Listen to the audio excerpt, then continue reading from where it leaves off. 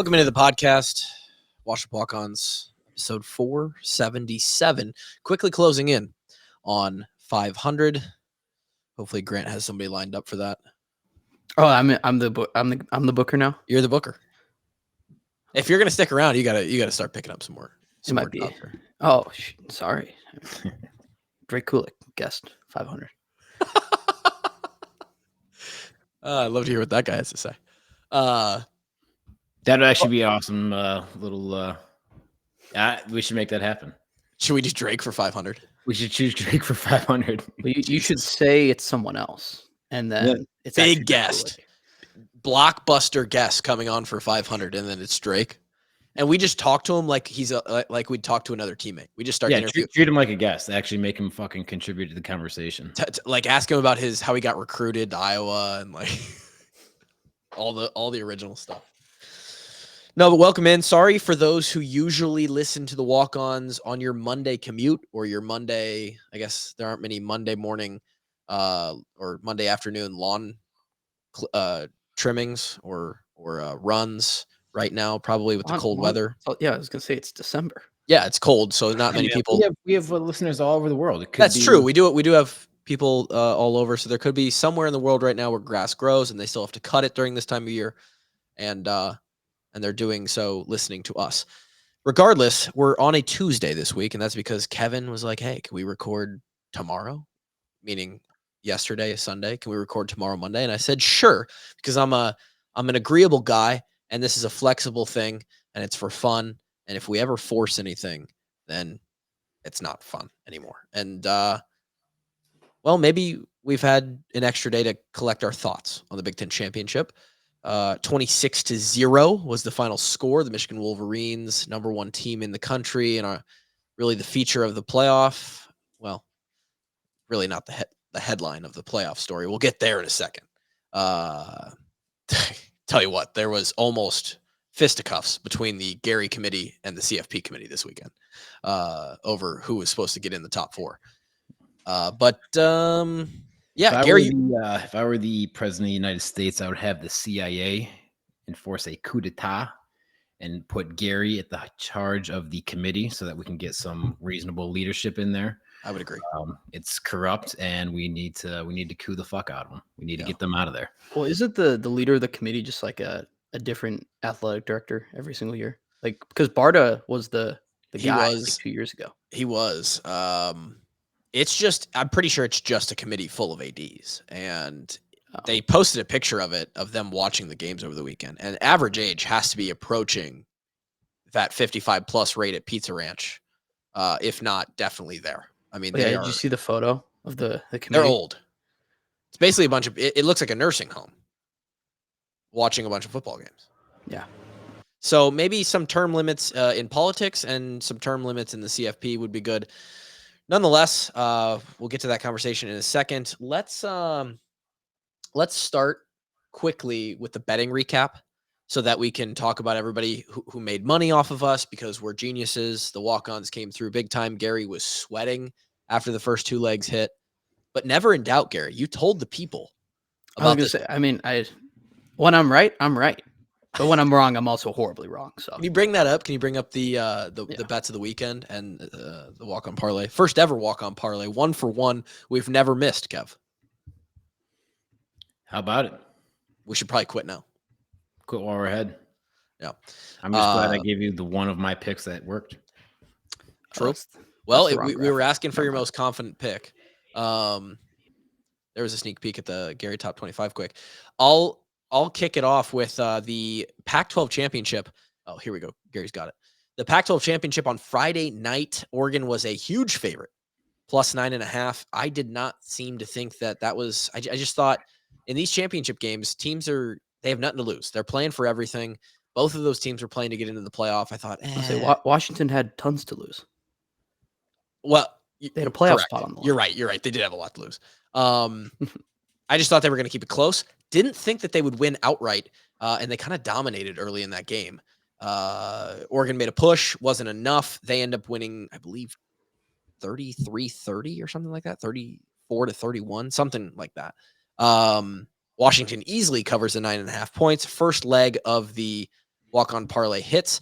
App State got kind of just absolutely staunched by Troy, but FSU, we'll talk about them here in a second. They did cover their -2.5. So I went 2-1 on the weekend and improved to 23-19 for the season. Second leg of the walk-on parlay. Kev, you want to talk about your confidence in that Texas-Oklahoma State pick? Yeah, I mean, Texas was playing for a chance to get into the college football playoff. They needed to look good doing it. I don't know if they get in, if they just barely squeak by. But they come out guns a-blazing, and they almost go over in the first half. Yeah. And then there's like 0 points scored in the third quarter. I'm like, oh my God, if this doesn't hit, I'll be very, very angry.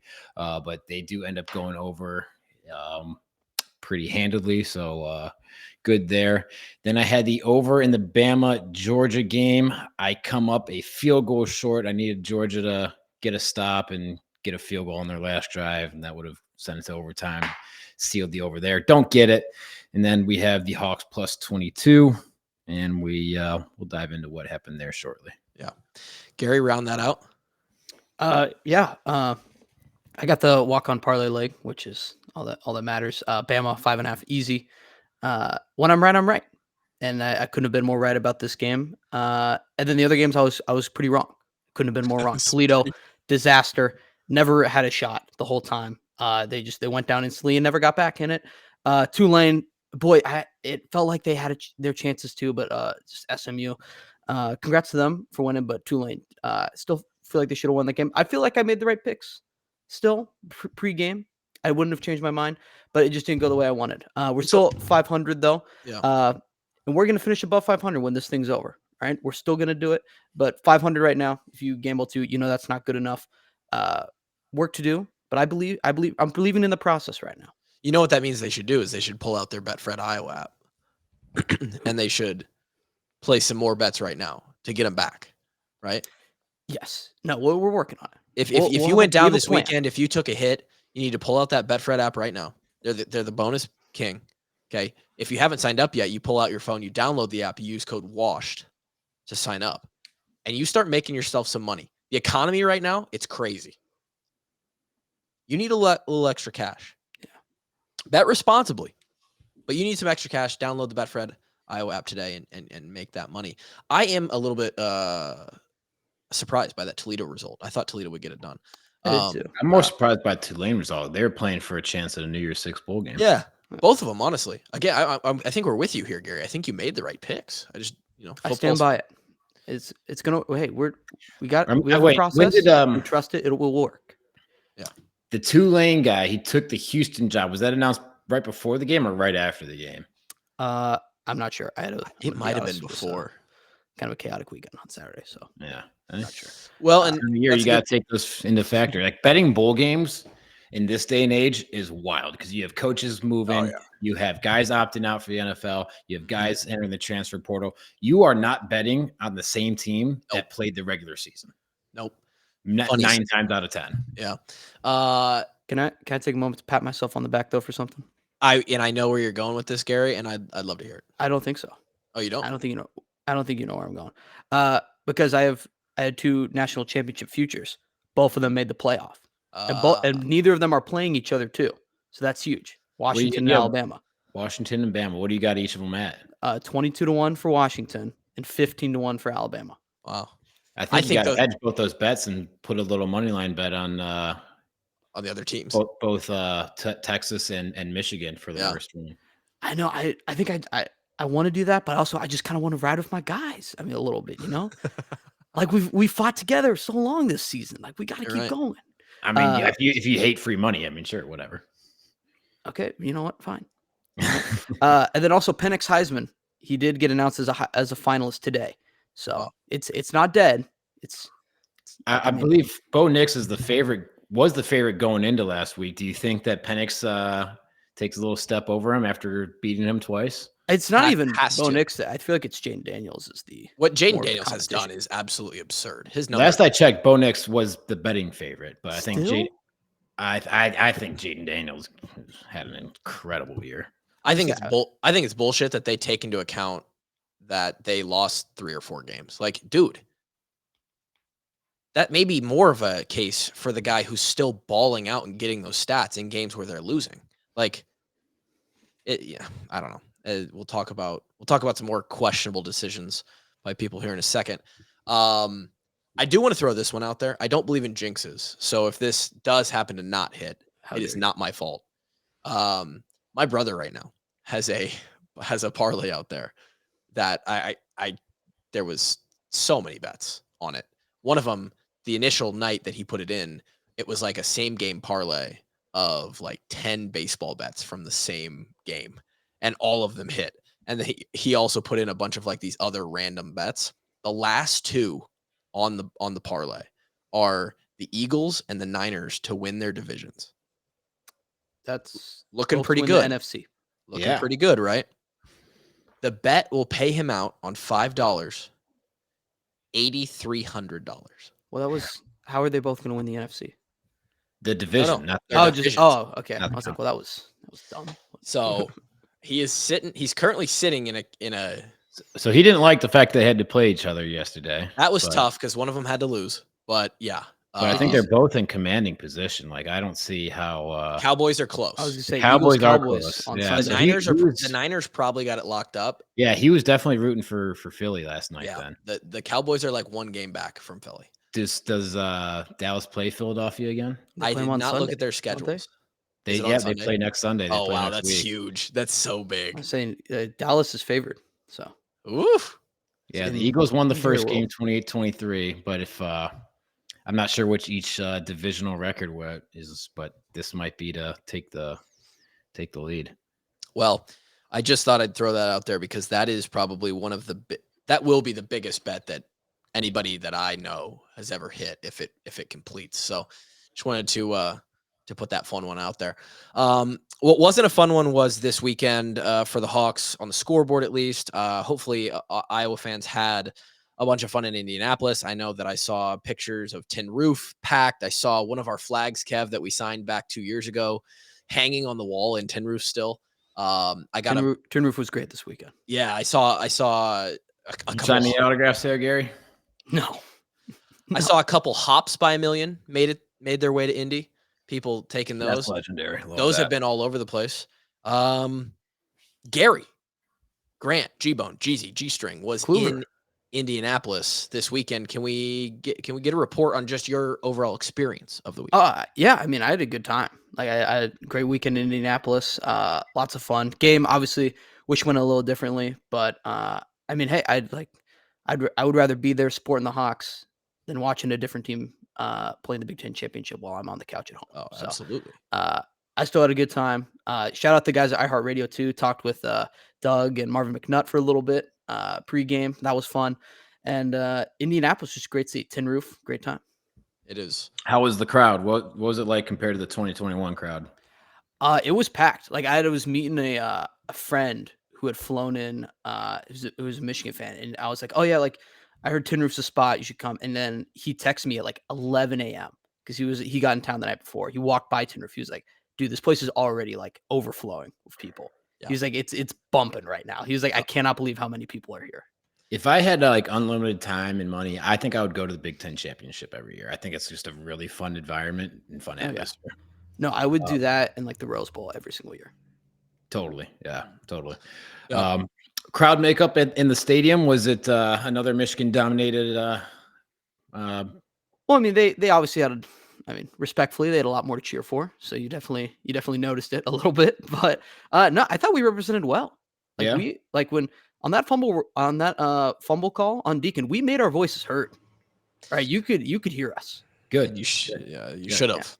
No, I thought the fan base showed out well. Like I heard people saying like there's a ton of Iowa fans here. Love to hear that. Thank you for the Hawks fans for showing out. Kev, I'm sad we couldn't be there. Yeah, me too. I just know that if we were there, things would have been different. Probably, right? Probably. Like Mark Wahlberg. If we were on that punt team, things might have been different. Yeah, and we got a couple special teams questions actually. Deservingly so. I do want to bring up a picture though that was shared this weekend by our very own G-Bone here, and let Look at this. This guy Yeah. is named Grant Allen. That is also Grant Allen. Yeah. So Holy You guys shit. did you guys do a jewelry swap? we didn't do a jersey swap, but yeah, super funny story. So this dude, I had heard like there were people who were like confusing us like 2 years ago. They're like, "Oh, I heard your name get said this." And I was like, "I wasn't a part of that." And it turns out there was like another Grant Allen this whole time. And like I found him on Instagram. So like his username is Grant Allen 3. I'm Mm. Grant Allen 36. Oh, And so I sent him a DM like 2 years ago. I was like, "Yo, dude, your name's sick," or whatever. And he was like, "Dude, you too." And that was the end of it. I have a buddy here who works with him too. wow. And then I just like I was over in the student section and he just yelled, he's like, "Hey, are you Grant Allen?" I was like, "Yes." "Are you also Grant Allen?" He's like, "Yes." So I was like, "We gotta take a photo. We gotta commemorate this moment." You guys got to find Grant Allen 1 and 2 and 4 through 35 and get a big old Grant Allen picture. No, we'll start a group chat, all the Grant There you Allens. go. But That yeah, would it was like stepbrothers. It was like, did That we would just be become best friends? Yes, we did. All right. Well, Shall we? things didn't go like the podcast would have loved them to. The expected result win-loss wise, if you're a betting man, if you're a statistical guy, that was probably going to be the case. An unbelievable defensive performance and a very, very lackluster offensive one, sort of par for the course on the Hawks the last couple of years and just how they are built as a football team. There were some uncharacteristic things that happened in this game. I mean, where do we start? Any idea? Go special teams first because you had special teams questions. Yeah. Well, I'll say this. I thought a lot about and saw this game compared often to the Michigan game in 16 this past week before the game. Top 5 team, maybe a top 3. I think were they ranked 3, Kev? I think they were 3. They were number 3, correct. 3 when they came into Kinnick that night. And we were a nobody at the time. I mean, we were doing okay, but we were not nationally relevant by any means. And had just gotten coming off we just got our asses. We had just got bent over and spanked, and we were being left for dead. I think at the time we were 6-5 after that loss going into that game. I want to say it wasn't the last game of the year. You guys were 5-4. 5-4. Okay, so it was the 10th. It was the 10th game of the year. Yeah, that's right. So we were okay, and I wouldn't say to that point in the season we had really shown anything that would make you believe that we were going to come out that night and win that football game. As of that week in the season, it was a disappointing year. We had a lot of high expectations going in, and a couple bad losses to Northwestern and North Dakota State, and then asses kicked by Penn State. We so similarly to this team, there's plenty of differences too, but you draw the comparison to there was a similar point spread betting wise. There was a similar feeling of this isn't going to happen. The one big difference was it was nighttime in Kinnick, and as Drake said a couple weeks ago, that's where the ghosts come out. That's a scary place for a team to be. A little bit more of a home field advantage in Indianapolis there at the house that Peyton built, I believe, is what they kept calling it on the broadcast. Like Denver Bronco, Peyton Manning? Well, do we really think of him as that though? Hey, take it easy there, D-Bone. Hey, I mean, he said our ball when the He's a Colt,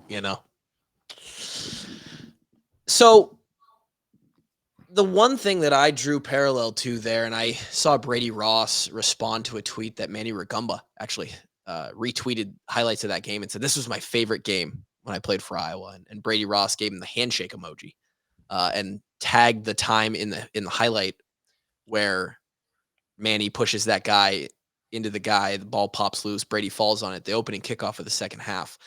And the score at that point in the game is 10-8. And I thought, wow, how that could have been on Saturday night. How it could have been even better than that Saturday night. You guys may see it a different way, but I think you legitimately, if things fall our way and we don't give up a massive punt return, I think it's a 3-3 ball game. I think They're 2 plays away from being up 3-0 at halftime. correct. The 4th and 7 on like their for opening drive, Michigan converts a 4th and 7 from like their own from the Iowa 37. Yep. And they just had a better play call. They executed. There's not a whole lot there. They're a good team. They make plays. Yeah. That leads to a field goal. And then obviously the punt return leads to a touchdown. Right. And 3 plays. And we fumble on their 30-yard line. Yeah. To prevent us from getting points. Correct. Yeah. It So- could have been 3-0 Iowa Yep. at halftime. Because all the other drives, and I could see it if this would have turned into the 21 Big Ten championship where they started to just wear that defense down and grind us out, but it didn't simply happen. The defense stood stout for 60 minutes of that ball game. Well, you know what was in 21 is like we gave up several big plays. Blake Corum had a big run. Yeah. They had the wide trick play. receiver double pass. And the offense in 21 was really not much better than the offense right now. So About the same. big deficit. Game was going to be tough to come back from at that point. Iowa didn't let up any big plays except for the punt return. That's it. That's it. And Where- so that's why like they could have easily been in this game a lot longer. I'm not saying that they would have won, but it's those 3 plays in the first half and then one big play in the second half. Yep. Sometimes that's all the difference, right? And this is where I drew the comparison. It felt so familiar because we're down 10-8, Kev, in that 16 game. Let's say the Hawks were able to keep it there. Let's say it was 3-3, or maybe it's 3-0. The Hawks got the lead at halftime of the Big Ten championship game. You don't think those 2 locker rooms are going to feel a little bit different? The chatter's going to be a little bit different than it was pregame when that happens? I guarantee you it is.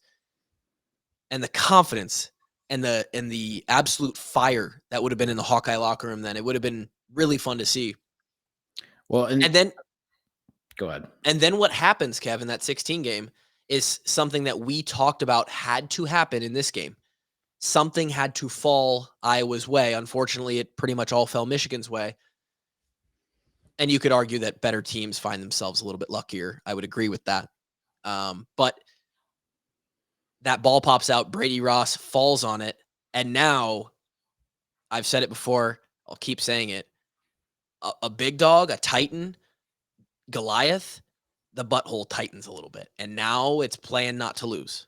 And now the game plan gets a little bit different. And now every player on that team, all 11, start to play. They start to question. And then you look up and there's 2 minutes left on the scoreboard and you're punting out of your own 15-yard line. Yeah. Get a 15-yard return up, face mask. Uh-oh. Yeah. Now you're in trouble. And for those, and I hope that fans can see how close this game was to being that. Or in retrospect, how close that 2016 game could have gone the other way if we didn't get a couple things to fall our way and we didn't keep it close in that first half. Because you run that 16 game a couple times, and there's a couple where we get our ass smoked. I promise. So game of inches and then a game of sort of exponential incline or decline, depending on which way it's going. It really was that close. And unfortunately, an uncharacteristic, and it feels reminiscent of McCaffrey taking it to the house on us, Kev. That was exactly my my thought, because I don't know if you noticed, like we weren't in our standard punt. No, we weren't. And I don't know if we were. I want to get your thoughts on this. It looked to me like typically when we're in that formation, all the guys block out and then fan out into their coverage lanes. Yeah. It's like they all condensed in. It felt, yeah. So either we're fucked up or we're running some new punt coverage that was not around when we were there. What were your thoughts? I didn't. So it was tough because you don't see the all 22 from the end zone in the TV Right. Yeah. copy. When they shift to that in the replay and they kind of show the down the pipe view, it did seem like we were more condensing than we were expanding the net. And not only that, but that can work, but we were also out of lanes in a couple places. Our gunner missed, which Both shout sides, out to him for making the play. Cohen Entringer Love the effort. Still Unbelievable get a effort. minus on the play. Would be great if you clipped him where he caught it. I know that's not an easy position. It's not a fault by any means. But yeah, so like Long snappers getting, tough one for Elkin there. Long snappers just getting bitched. It happened to me multiple times, but man, you got to. The punt coverage that we're in, it's like it's a significantly harder coverage to or blocking scheme to get out into coverage in. Like Yes. that was the same one that we were in when McCaffrey housed it on us. I don't like it. It's more difficult on the core guys, if you will. Yeah. And it looks like, yeah, again, like usually you got both blocking out and then just getting into your lanes. It's a little bit easier. They're all condensed in. I don't know if you saw, like all the core guys were 30 yards away from the returner when the ball is caught. Well, and that's the Gunners the other did a good job getting down there. They both did a bad job of once they were there. You're supposed to take your shot. If you miss on his opposite hip, so you get it moving side to side. They both missed on the same side outside. hip. Yeah. So it gets the ball moving up down. You got coverage guys that are not far enough down the field because they're not getting off blocks, and then disaster happens. Yeah, and I don't remember exactly how far the punt was, but this is the very, very one of the very few downsides of having a leg like Torrey. If he gets into it, and I remember running down the field, Kevin, you screaming at Ron Caluzzi or Dylan Kidd a couple times when they would get into one because they would punt it into the end zone from we're like 60 or 70 yards away, and you're like, motherfucker, I can't get there. Same thing, even if the returner catches it. I don't think so though, because the Gunners were there. The Gunners had the opportunity. So it was just we were getting blocked. The Gunners didn't execute their job, and the core guys didn't execute their job. Yeah.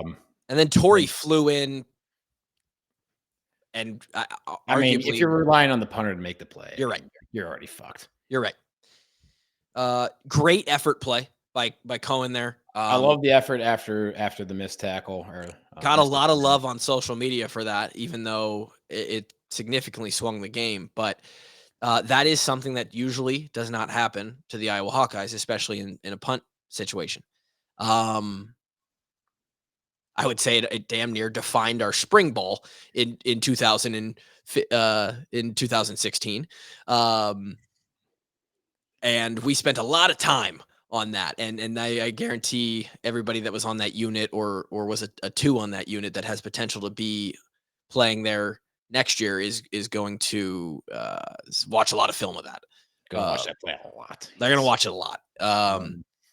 So that puts them in position. They score in 2 plays. Think about it, like if one of the Gunners makes the plays or the coverage unit does, one of the Gunners makes the plays, Michigan has them on their own 10-yard line. It's a completely different.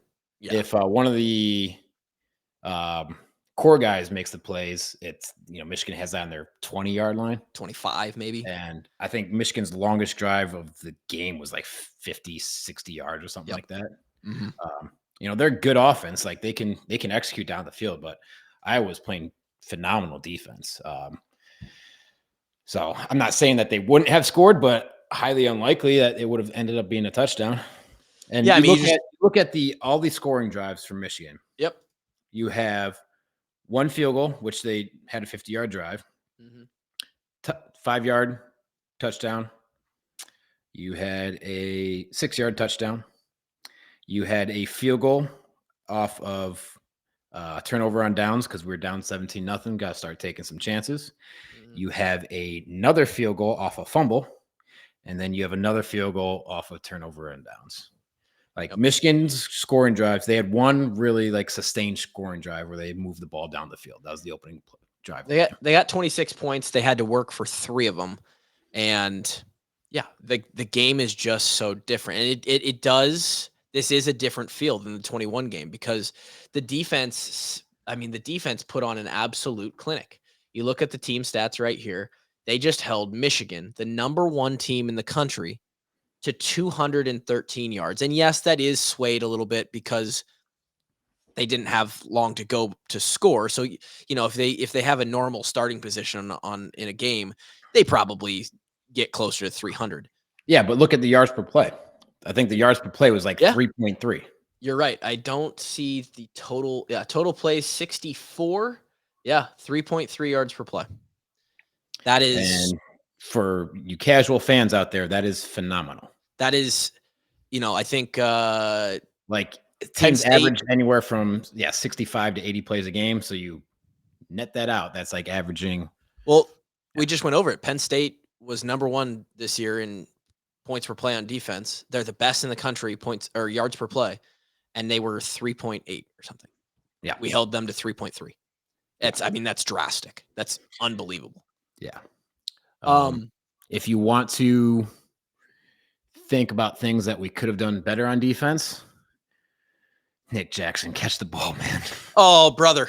Catch the ball, man. You And- don't get them much easier than that. And I want to take a quick jab at everyone who said shit about the polecat and overlooked the catch. Because I watch these guys. I watch their tight end drop 2 easy passes. I watch Nick Jackson drop an interception. I just want to say, Kluve Dog caught that fucking ball in 17. I'll tell you what.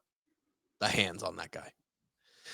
But yeah, that one hurt, Kev. I don't make noises. I don't really react during games. But on that one, I jump scared Lauren quick because I was like, oh, God damn it. I am fairly certain that Michigan punts that drive, and that's the 2 plays later is the Deacon Hill fumble, that controversial fumble. So let's talk about that.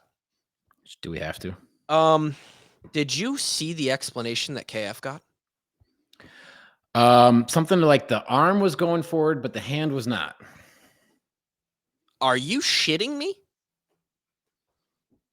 What the fuck is that? Horse shit. Now, oh man. By the way, I disagree with. The hand was coming forward. The hand was absolutely moving forward. It's fucking horrible. And I generally don't like I'll do it, but I don't like shitting on the refs because they have a hard job. They do. No one fucking likes them. No. And they make a lot of good calls that no one gives a shit. They make Right. a good call. It's like an insanely hard call to make, and they get it right. Yeah. But god damn it, what the fuck was that? The arm was moving forward. The hand was clearly moving forward, and they blow the fucking thing dead.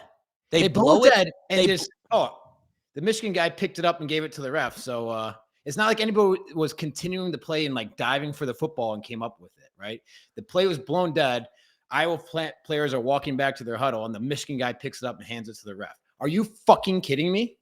Everything. If I'm on that sideline, You're like Brian. I'm right next to Brian Ferentz, screaming my fucking head off at the referees. It might be more. You remember I got a little hot on the sidelines, right? I could feel it coming on right now. This to the nth degree, right? Dude. I'll be honest.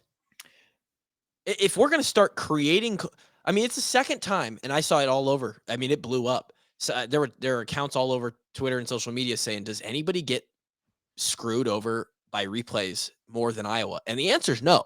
This year, no. This year, I don't see how.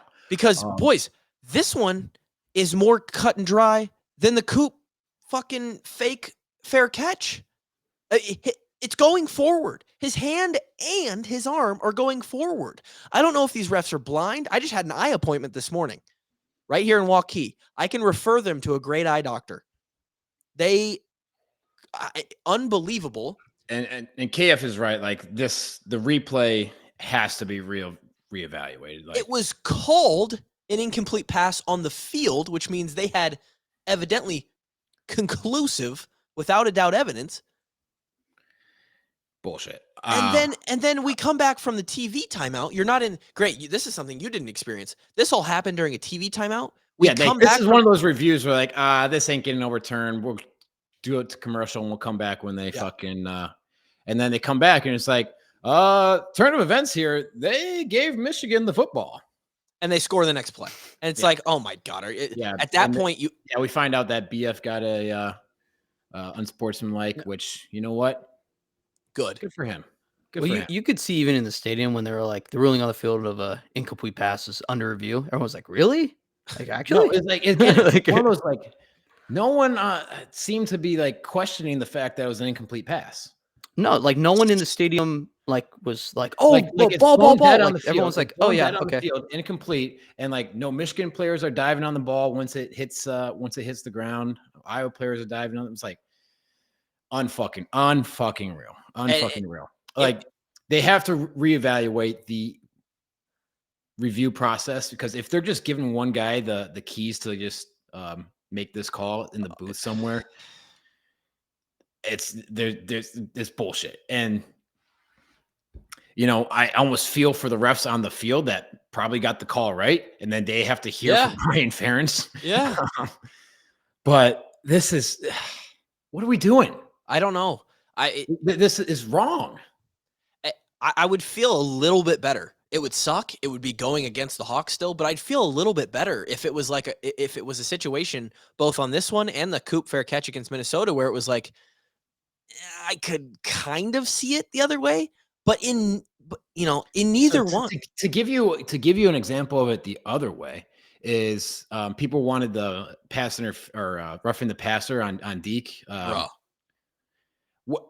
Watching it live, you're probably fine with it, right? You probably don't even notice it. It's not until you get the slow speed review that you're like, oh yeah, that is roughing the passer. That's a WWE move. No, but I'm saying that I'm okay with the no call there, honestly. More like so than the other one. 10 years ago, no one bats an eye at that play. Sure. And you've seen it live, like I didn't even think about it twice. But if you're going to manufacture calls after the fact in half speed, that's sure one that would seem like you would manufacture it. I mean, right. That's like one of those ones where you look at it under a microscope and like, yes, that probably was pass interference. I looked at my hand at this point in the game, and it somehow there was like a little bit of Cheeto dust on there, because I thought, oh, they're not going to let Michigan lose this game. Someone's rigged this fucking game. I'm going full. I'm turning into a puffed Cheeto at this point, Kevin, because I'm thinking that somebody in the higher ups has told the officials, don't let the Hawks have a sniff of this thing.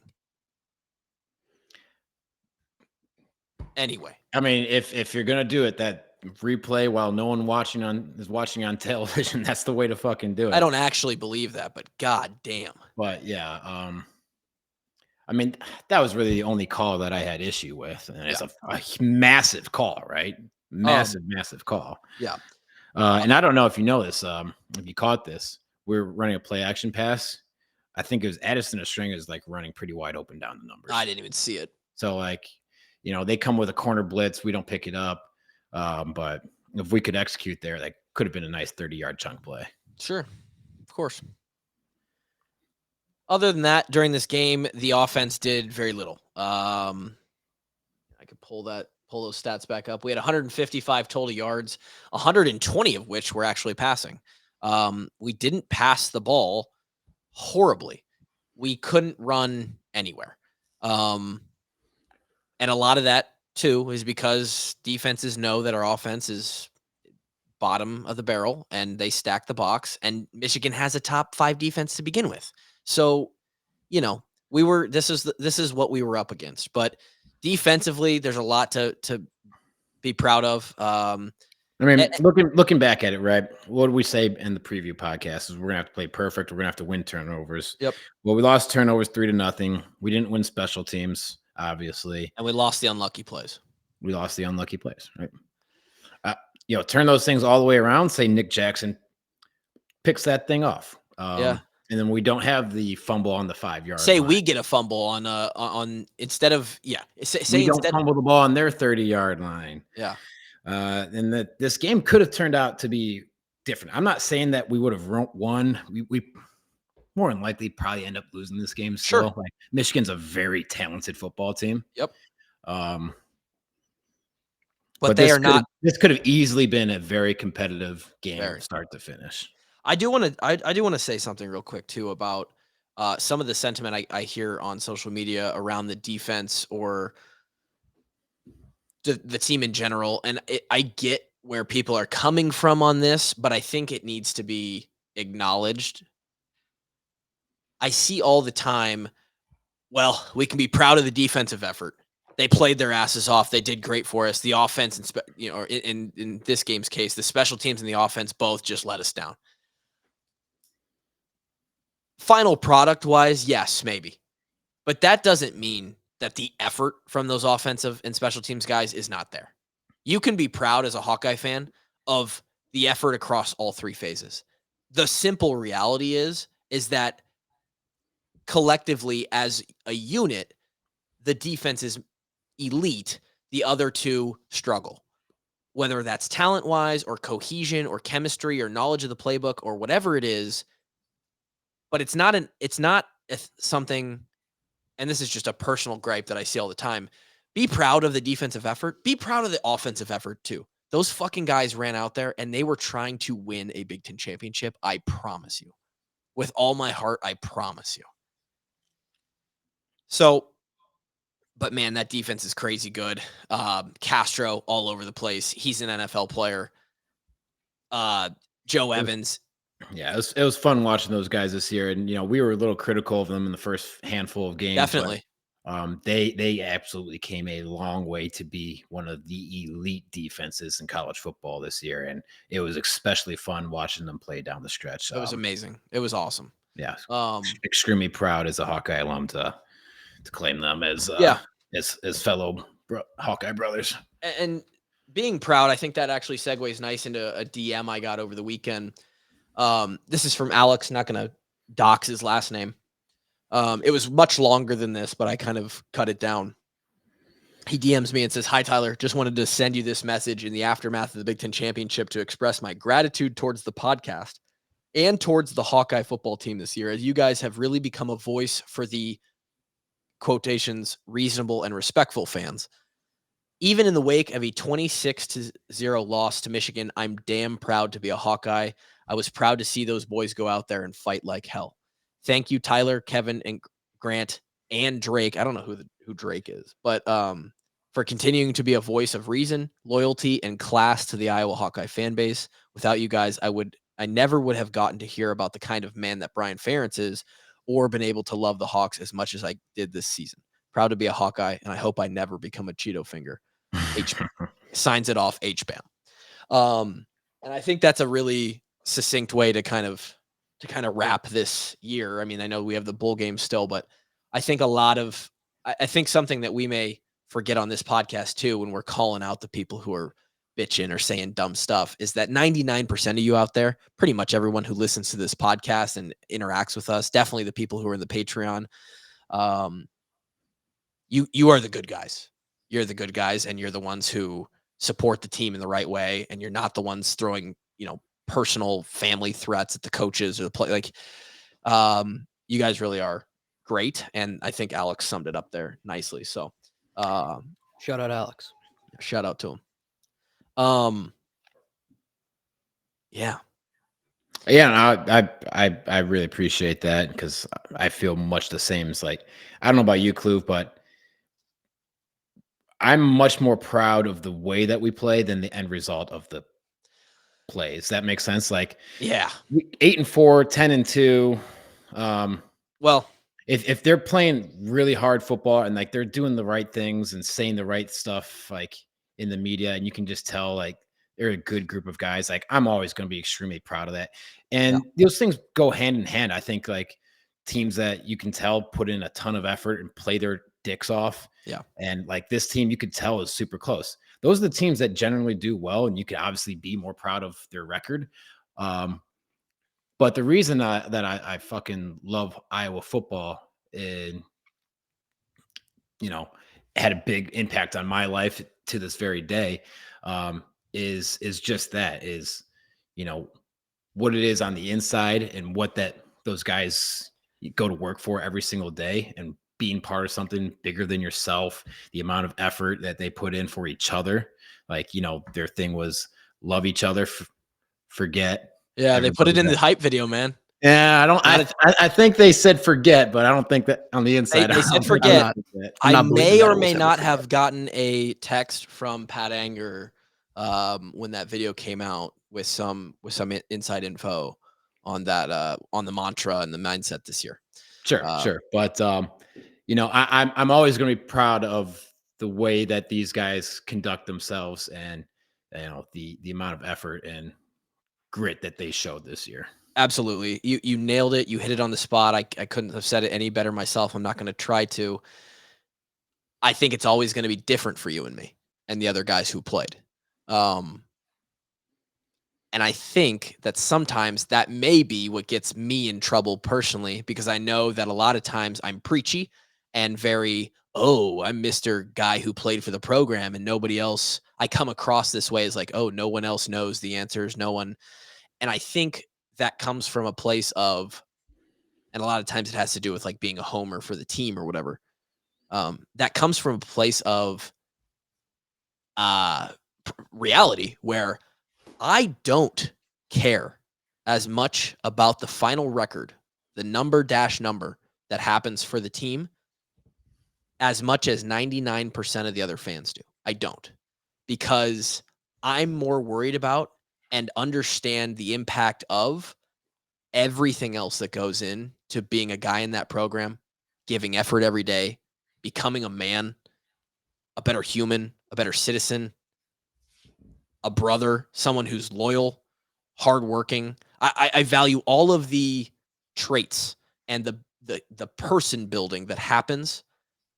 And hell yeah, it's cool when that turns into a good football team product on the field too. But it's not even close to as important as someone that's also, you see the other guys who are part of the brotherhood, and you know what kind of men and people and citizens those guys are going to become. And that's how I let go of the results on the field so easily. And I understand that most people are not in that position. It's entertainment to most people. It's more than that to Kevin and I. So that's, and don't get me wrong, I want them to win, not just because absolutely. I like seeing them win, but I want them to win because I know how much fun it is to win your fucking football game with your goddamn brothers. Mm-hmm. And like I said, the teams that you kind of get a feel for their personality, for their togetherness, they generally do well in that win and loss Mm-hmm. category. Things very often go hand in hand. But sometimes you're in tough games and things don't go your way, but you can still be extremely proud of the way they play, right? Yeah. Yes.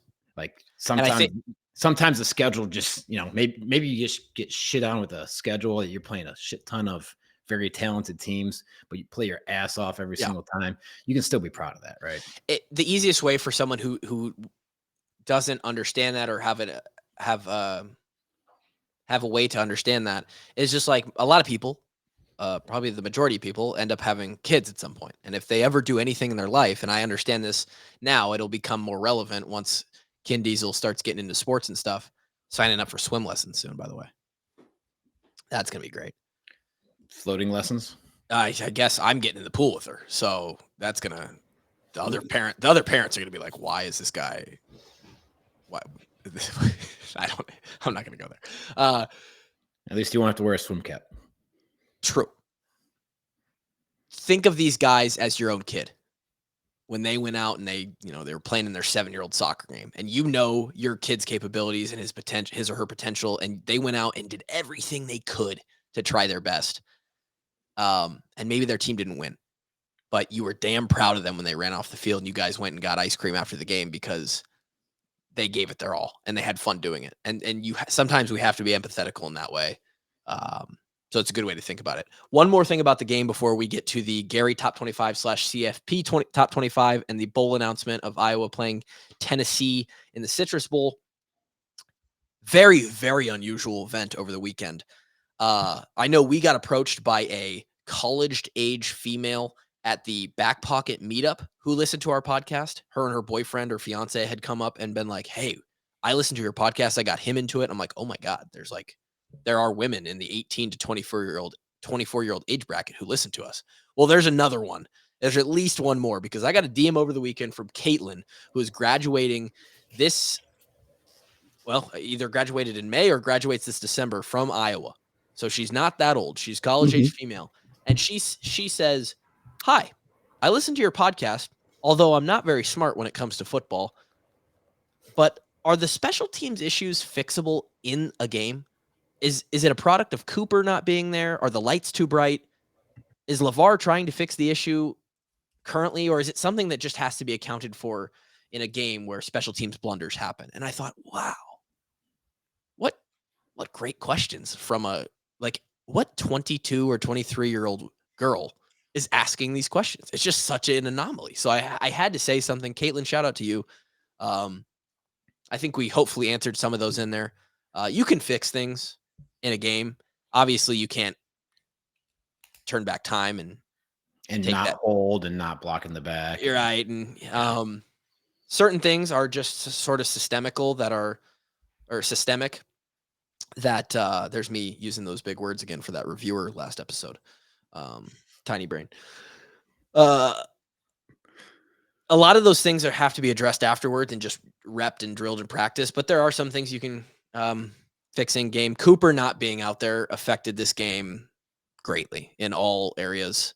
Probably least to be said defensively.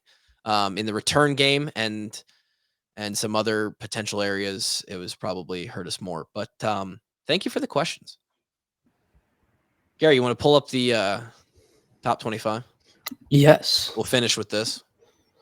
Oh, by the way, was there any hits that you guys saw for our premier collision of the game? Sebastian came down and smacked a couple people. I mean, he's on the list almost every week. Yeah. You just want to make it the best Sebastian Castro moment of the week. It's him or Jay Higgins.